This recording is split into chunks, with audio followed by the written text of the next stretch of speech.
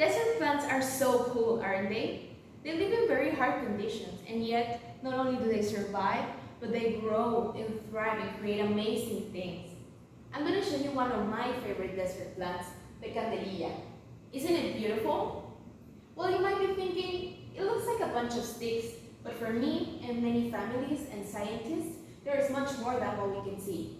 You see, the Candelilla plant lives in the Chihuahuan desert, where there is not a lot of water most of the year. So, Candelilla creates wax, the thing we use to make candles, and it covers itself to keep the little water that it has.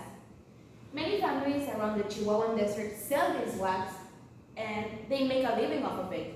We use it in foods or cosmetics like lipstick.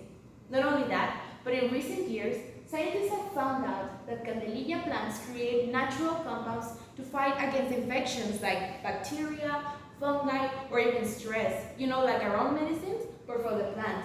Maybe it could even help us fight our own infections. Now, there is a little problem, and a big problem here. The little problem is that we don't really know what those natural compounds are, but the bigger problem is that in recent years, Candelilla populations have been decreasing. That is, we are seeing less and less Candelilla each year. This could be because Candelilla plants grow slowly, or because people take a lot of Candelilla without knowing that it grows slowly, or even because of climate change and hot temperatures. Either way, we need to find a way to grow quickly and greatly Candelillas and to study its compounds without harming the plants that live in the desert. That's where my research comes in. I work with plant tissue culture, that is, taking the plant from where it lives and putting it in a laboratory in a small scale, and where we can control everything about the plant. We can control even how it grows, if it grows only leaves, or how quickly it grows.